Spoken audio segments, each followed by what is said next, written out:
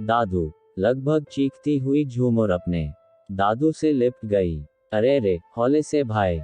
दादू बैठे हुए भी झूमर के हमले से डगमगा गए। कब बड़ी होगी मेरी बेटिया, और कितना बड़ी हों। कॉलेज भी पास कर लिया, अब तो नौकरी भी लग गई है मुंबई में। झूमर की अपने दादू से बहुत अच्छी घुटती थी। अब भी वह माता पिता व अपने छोटे भाई के साथ सपरिवार उनसे मिलने अपने ताऊजी के घर आती। झूमर बस दादू से ही चिपकी रहती। अब की बार मुझे बीकानेर भी दिल्ली जितना गर्म लग रहा है, वरना यहाँ की रात दिल्ली की रात से ठंडी हुआ करती है। चलो आओ, खाना लग गया है, आप भी आ जाएं बाबूजी। ताईजी की पुकार पर सब खाने की मेज पर एकत्रित हो गए। मेज पर शांति से सबने भोजन किया। अक्सर परिवारों में जब सब भाई बहन इकट्ठा होते हैं तो खूब धमाचौकड़ी मचती है, लेकिन यहाँ हर और शांति थी। यहाँ तक कि पापड़ खाने में भी आवाज नहीं आ रही थी। ऐसा रोब था राधेश्याम यानी सबसे बड़े ताऊजी का। यूं देखने में उन्हें कोई इतना सख्त नहीं मान सकता था। साधारण कद काठी, पतली काया, किंतु रोब सामने वाले के व्यक्तित्व में होता है, शरीर में नहीं। राधेश्याम का रोब पूरे परिवार में प्रसिद्ध था। न कोई उनसे बहस कर सकता था और न ही कोई उनके विरुद्ध जा सकता था। कम बोलने वाले, मगर अमिताभ बच्चन की स्टाइल में जो बोल दिया सो बोल दिया। हर साल एक बार सभी ताऊ चाचा व बुआ अपने अपने परिवार सहित बीकानेर में एकत्रित हुआ करते थे। पूरे परिवार को एकजुट रखने में इस एक हफ्ते की छुट्टियों का बड़ा योगदान था। चूंकि दादाजी यहीं रहते थे राधेश्याम के परिवार के साथ, इसलिए यही घर सब का हेड ऑफिस जैसा था। राधेश्याम के फैक्ट्री जाते ही सब भाई बहन अपने असली रंग में आ गए। शाम तक खूब मस्ती होती रही। सारी महिलाएं कामकाज निपटाने के साथ ढेर सारी गप्पें भी निपटाती रहीं। झूमर के पापा व चाचा अखबार की सुर्खियां चाटकर थोड़ी देर सुस्ता लिए। इसी बीच झूमर फिर अपने दादू के पास होली। कुछ भैया से किस्से सुनाओ ना दादू, बुजुर्गों को और क्या चाहिए भला। पोते पोतियां उनके जमाने के किस्से सुनना चाहें तो बुजुर्गों में एक नूतन उमंग भर जाती है। बात 1950 की है, जब मैं हाई स्कूल में पढ़ता था। हमारे एक मास्टर साहब थे, मतलब टीचर हरगोविंद सर। एक बार से पहले कि दादू आगे किस्सा सुनाते, झूमर बीच में ही कूद पड़ी। स्कूल का नहीं दादू, कोई और किस्सा। अच्छा यह बताए, आप दादी से कैसे मिले थे।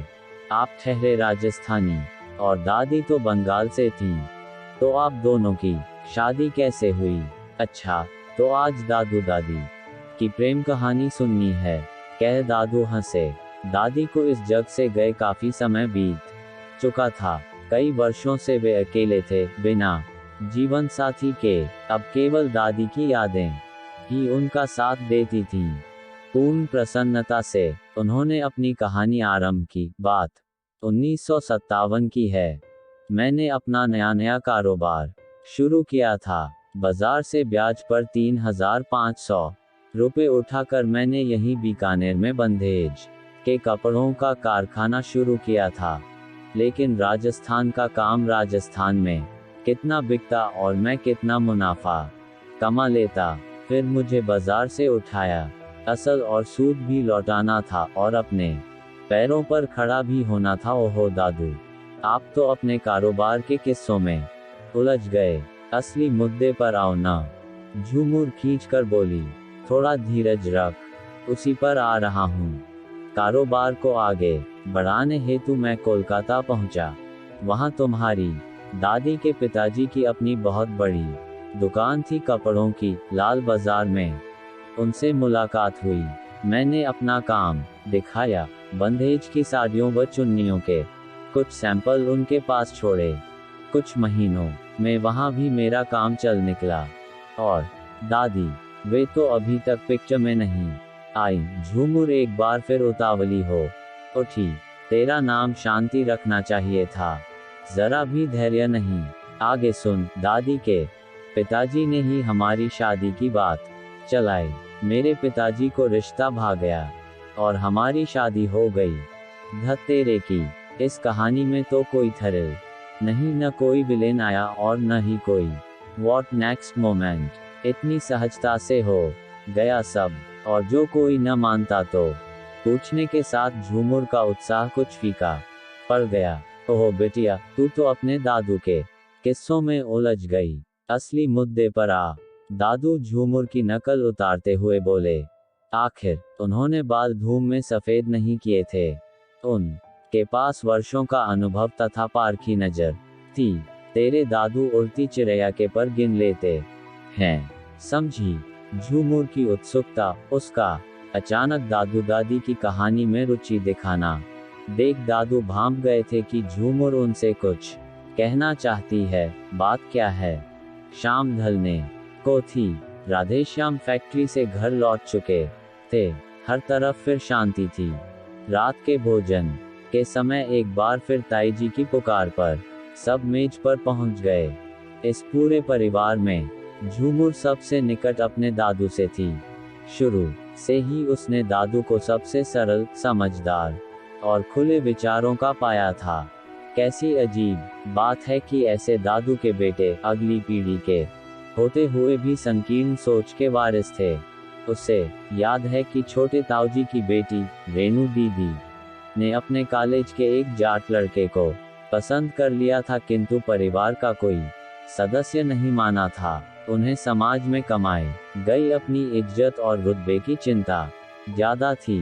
राधेश्याम के कहने पर आनन फानन रेणु की शादी अपनी जाति के एक परिवार में तय कर दी गई थी। हालांकि उसकी शादी परिवार की इच्छा से की गई थी, फिर भी आज तक उसे माफ नहीं किया गया था। परिवार में सब और उसकी बेशर्मी के किस्से बांचे जाते थे। उसने भी कभी इस परिवार के किसी समारोह में हिस्सा नहीं लिया था। अगली सुबह झूमर बगीचे में झूले पर गुमसुम बैठी थी कि वहां दादू पहुंच गए। बताई नहीं तूने मुझे असली बात। वे भी झूमर के साथ झूले पर बैठ गए। एक आप ही हो दादू जिससे मैं अपने मन की बात जानता हूँ। असली बात पर आ, वरना फिर कोई आ धमकेगा और हमारी बात बीच में ही रह जाएगी। कॉलेज में मेरे साथ एक लड़का पढ़ता था, रिदम। अच्छा लड़का है, नौकरी भी बहुत अच्छी लग गई है हैदराबाद में।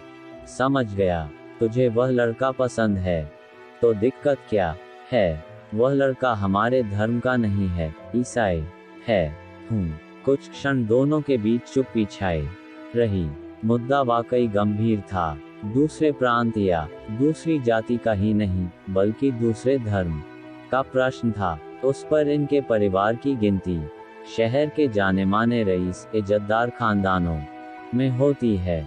हमने अपने कॉलेज के दीक्षांत समारोह में दोनों परिवारों को मिलवाया। रिदम के परिवार को कोई ऐतराज नहीं है। मम्मी को रिदम व उसका परिवार बहुत पसंद आया है, किंतु पापा राजी नहीं हैं। उनकी मजबूरी है परिवार जो रजामंद नहीं होगा। झूमर की चिंता का कारण वाजिब था। मैंने पापा की काफी खुशामद की, काफी समय से उन्हें मना रही हूँ। दादू, यदि रिदम नहीं तो कोई नहीं, यह बात मैंने पापा मम्मी से कह भी दी है। आजकल की पीढ़ी अपनी बात रखने में कोई झिझक, कोई संकोच नहीं दिखाती है। झूमर ने भी साफ तौर से अपने दादू को सब बता दिया। तो मामला गंभीर है। देख बिटिया, वैसे तो उम्र के इस पड़ाव में सब कुछ देख चुकने के बाद मैं यह मानता हूँ कि जो कुछ है यही जीवन है। इसे अच्छे से जियो, खुश रहो, बस। यदि तुझे विश्वास है कि तू उस लड़के के साथ खुश रहेगी तो मैं दूंगा तेरा साथ, किंतु तुझे मेरी एक बात माननी होगी, एकदम चुप रहना होगा। दादू की बात मानकर झूमर ने अपने होंठ सिल लिए। उसे अपने दादू पर पूरा विश्वास था। दादू ने भी बिना समय गंवाए अपने बेटे ब्रिजलाल से इस विषय में बात की। ब्रिजलाल अचरज में थे कि पिताजी को यह बात किसने बता दी। मुझसे यह बात स्वयं झूमर ने साझा की है। अब तू यह बता कि परिवार की खुशी के आगे क्या अपनी इकलौती बिटिया की खुशी खोने को तैयार है। पिताजी, यही तो दुविधा है। मैं झूमर को उदास भी नहीं देख सकता हूँ और अपने परिवार को नाराज भी नहीं कर सकता हूँ, और यदि दोनों ही न रूठे तो। दादू के दिमाग में खिचड़ी पक रही थी। उन्होंने ब्रिजलाल से अपना आइडिया बांटा। उनके कहने पर झूमर ने उसी शाम परिवार वालों के लिए फिल्म की टिकटें मंगवा दी। जब सभी खुशी खुशी फिल्म देखने चल पड़े तो अचानक दादू ने तबीयत नासाज होने की बात कर अपने संग राधेश्याम और ब्रिजलाल को घर में रोक लिया। अब सब जा चुके थे, सो दादू चैन से अपने दोनों बेटों से बात कर सकते थे। देखो भाई, मुझे तुम दोनों से एक बहुत ही गंभीर विषय में बात करनी है। मेरी एक समस्या है और इसका उपाय तुम दोनों के पास है। कहते हुए उन्होंने पूरी बात राधेश्याम और ब्रिजलाल के समक्ष रख दी। दोनों मुंह खोले एक दूसरे को ताकने लगे। इससे पहले कि कोई कुछ बोलता, दादू आगे बोले, मैं पहले ही एक पोती को अपनी जिंदगी से खो चुका हूँ, सिर्फ इसी सिलसिले में। झूमर मेरी सबसे प्यारी पोती है और सब जानते हैं सूद असल से प्यारा होता है। मैं नहीं चाहता हूँ कि झूमर को भी खो दूँ या हमारी झूठी शान और इज्जत के चक्कर में झूमर अपनी हंसी खुशी खो बैठे। इस परेशानी का हल तुझे निकालना है राधे, और वह भी ऐसे कि किसी को कानो कान खबर न हो। मैं पिताजी, राधेश्याम हतप्रभ रह गए। एक तो विधर्म विवाह की बात से वे परेशान थे, ऊपर से पिताजी इसका हल निकालने का बीड़ा उन्हें ही दे बैठे थे। बस यह समझ ले कि मेरे परिवार के हित में मेरी यह आखिरी इच्छा है। मेरी पोती की खुशी और घर परिवार की इज्जत दोनों का ख्याल रखना है। पिताजी की आज्ञा सर्वोपरि थी। राधेश्याम ने बहुत सोचा। पहले तो ब्रिजलाल से आंखों आंखों में मूक शिकायत की, लेकिन उसकी झुकी गर्दन के आगे वे भी बेबस थे। दोनों भाइयों ने मिलकर सोचा कि रिदम के परिवार से मिला जाए और आगे की बात तय की जाए। परिवार के बाकी सदस्यों को बिना खबर किए दोनों दूसरे शहर रिदम के घर चले गए। वहां बातचीत वगैरह हो गई और अपने घर लौटकर दोनों भाइयों ने बताया कि एक अच्छा रिश्ता मिल गया। सो बात पक्की कर दी गई। शादी की तैयारियां आरंभ हो गईं, किंतु रिश्तेदारों से कोई बात छिपाना ऐसे है जैसे धूप में बर्फ जमाना। रिश्ते नाते मकड़ी के जालों की भांति होते हैं। बड़े ताऊजी ने बुआ को कह डाला, साथ ही ताकीद की कि वह आगे किसी से कुछ नहीं बताएगी। बुआ के पेट में मरोड़ उठी तो उन्होंने अपनी बेटी को बता दिया और सब रिश्तेदारों में बात फैल गई कि यह रिश्ता झूमर की पसंद का है तथा लड़का ईसाई है। लेकिन सभी चुप थे। यह बवाल अपने सिर कौन लेता की बात किसने फैलाई। बड़े संयुक्त परिवारों की यह खासियत होती है कि मुंह के सामने हम साथ साथ हैं और पीठ फिरते ही हम आपके हैं कौन। सभी रिश्तेदार शादी वाले घर में एक दूसरे का काम में हाथ बंटवाते। स्त्रियां बढ़ चढ़ कर रीति रिवाज निभाने में लगी रहती। कोई न कोई रिवाज बताकर उलझाती रहती, परंतु जहां मौका पड़ता कोई न कोई कह रहा होता, अब हमारे बच्चों पर इसका क्या असर होगा, आखिर हम कैसे रोक पाएंगे आगे किसी को अपनी मनमानी करने से। ऐसा ही था तो छिपाने की क्या आवश्यकता थी। बेचारी रेनू के साथ ऐसा क्यों किया था। फिर दादू के कानों में भी खुसुर पड़ गई। यह तो अच्छा नहीं है कि पता सब को है। सब पीठ पीछे बातें भी बना रहे हैं, किंतु मुंह पर मीठे बने हुए हैं। दादू को पारिवारिक रिश्तों में यह दोगलापन नहीं भाया। उनके अनुभवी मस्तिष्क में फिर एक विचार आया, किंतु इस बार उन्होंने स्वयं ही इसे परिणाम देने की ठानी। न किसी दूसरे को कुछ करने हेतु कहेंगे, न वह किसी और से कहेगा, और न ही बात फैलेगी। नियत दिन पर बारात आई। धूमधाम से विवाह संपन्न हुआ। फिर कुछ ऐसा हुआ जिसकी किसी ने कल्पना भी नहीं की थी।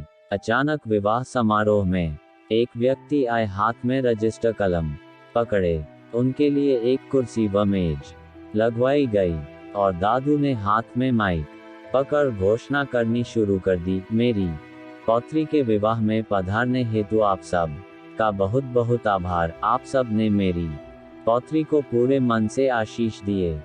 हम सब निश्चित रूप से यही चाहते हैं कि झूमर तथा रिदम सदैव प्रसन्न रहें। इस अवसर पर मैं आप सबको एक खुशखबरी और देना चाहता हूँ। मेरा परिवार इस पूरे शहर में, बल्कि आसपास के शहरों में भी काफी प्रसिद्ध श्रेणी में आता है, किंतु मेरे परिवार के ऊपर एक कलंक है, अपनी एक बेटी की इच्छा पालन न करने का दोष। आज मैं वह कलंक धोना चाहता हूँ। हम कब तक अपनी मर्यादाओं के संकुचित दायरों में रहकर अपने ही बच्चों की खुशियों का गला घोंटते रहेंगे? जब हम अपने बच्चों को अच्छी शिक्षा दीक्षा प्रदान करते हैं तो उनके निर्णयों को मान क्यों नहीं दे सकते? मेरी झूमर ने एक ईसाई लड़के को चुना। हमें भी वह लड़का व उसका परिवार बहुत पसंद आया, और सबसे अच्छी बात यह है कि न तो झूमर अपना धर्म बदलना चाहती है और न ही रिदम। दोनों को अपने संस्कारों, अपनी संस्कृतियों पर गर्व है।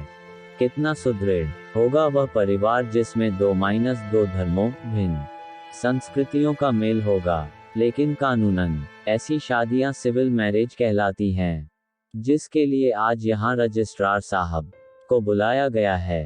दादू के इशारे पर झूमर व रिदम दोनों रजिस्ट्रार के पास पहुंचे और दस्तखत कर अपने विवाह को कानूनी तौर पर साकार किया। इस प्रकार खुलेआम सारी बातें स्पष्ट रूप से कहने और स्वीकारने से रिश्तेदारों द्वारा बातों की लुकाछिपी बंद हो गई तथा आगे आने वाले समय के लिए भी बात खुलने का डर या किसी प्रकार की शर्मिंदगी का प्रश्न समाप्त हो गया। दादू की दूरंदेशी और समझदारी ने न केवल झूमर के निर्णय की इज्जत बनाई, बल्कि परिवार में भी एक रास्ता घोल दी।